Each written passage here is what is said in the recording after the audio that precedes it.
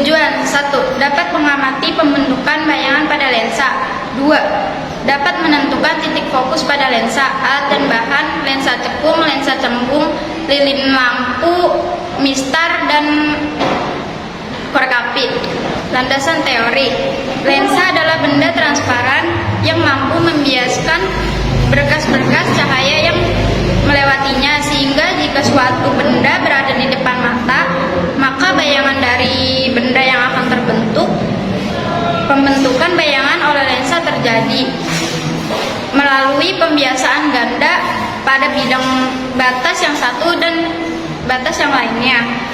Berdasarkan bentuk lensa, maka sinar setelah melalui lensa akan dikumpulkan di suatu titik atau di datar. Lensa memiliki 3 permukaan, di mana bentuk permukaannya menjadi cekung, cembung, dan datar. Lensa cembung memiliki bentuk permukaan yang melengkung keluar, sedangkan lensa cekung permukaannya melengkung ke dalam. Dan lensa datar memiliki permukaan yang datar.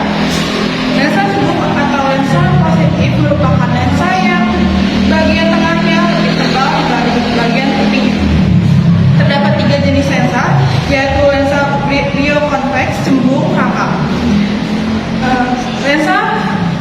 Lensa konveks, cembung, datar, dan lensa konkav, cembung, cekung.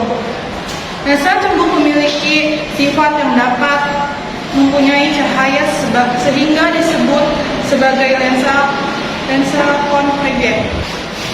Lensa cekung atau negatif memiliki bentuk permukaan bagian tengah lebih tipis daripada bagian pinggirnya, sama dengan lensa cembung.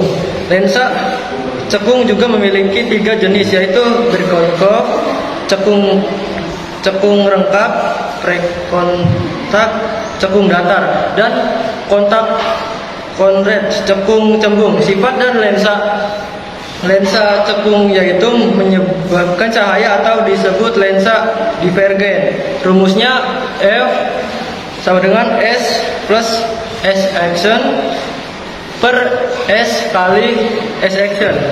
Keterangannya F sama dengan jarak fokus dan S sama dengan jarak benda, dan S action sama dengan jarak bayangan per cm-nya.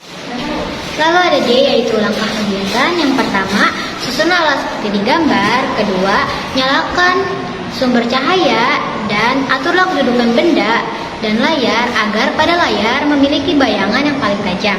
Ketiga, ukurlah jarak benda atau S dan jarak bayangan atau S aksen. Ulangi percobaan beberapa kali dengan kedudukan benda yang berbeda. Lalu keempat, silakan foto dan video step by step dari saat kamu praktikum. Data pengamatan. Yang saya rasakan setelah praktikum bisa memahami yang lebih dalam tentang konsep-konsep optik seperti jarak fokus, pembentukan bayangan, dan sifat-sifat lensa. Mengembangkan keterampilan berpikir kritis dan analisis saat menganalisis data dan hasil pengukuran. Setelah itu, merasa puas menyelesaikan praktikum dan memperoleh hasil yang akurat. 2. Mengapa percobaan dilakukan 3 kali varian data? Jawabannya adalah untuk menentukan data termasuk dalam data jelas, samar, dan gelap. Untuk memastikan hasil yang lebih akurat dan meminimalisir kesalahan untuk memastikan. 3. Apakah ketiga hasil perhitungan jarak fokus lensa menghasilkan angka yang sama persis? Jawabannya adalah tidak, karena jarak cahaya ke lensa berbeda-beda, sehingga jarak angka tersebut dapat diminimalkan dengan menghubungkan dan menghitung rata-rata dari hasil perhitungan tersebut. 4. Apa saja sifat bayangan yang terjadi pada lensa? 1.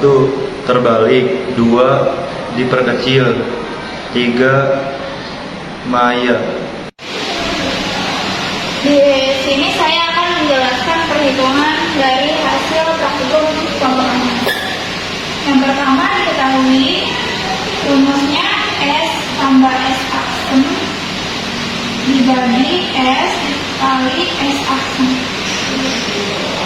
Terus ini S itu jarak bendanya pertama 14 ditambah S aksennya jarak bayangannya 25 per 14 dikali 25. 14 tambah 25 39 cm per 14 kali 25 350. Satuannya cm. Ini untuk yang terang. Yang kedua samar. Rumusnya F sama dengan S ditambah S aksen per S dikali S aksen. Sama S-nya itu yang ini jarak benda, S aksennya yang jarak bayangan. Berarti 9 ditambah 15 per 9 dikali 15. 9 tambah 15 24 per 9 kali 15 135. Satuannya cm. Yang ketiga ada gelap. Rumusnya F sama dengan S tambah S aksen per S dikali S aksen. Di sini S-nya 8, X aksennya 21. Berarti 8 ditambah 21 per 8 dikali 21. Hasilnya 8 tambah 21 29 per 8 dikali 21 hasil 168. Satuannya cm. Selanjutnya itu rata-rata.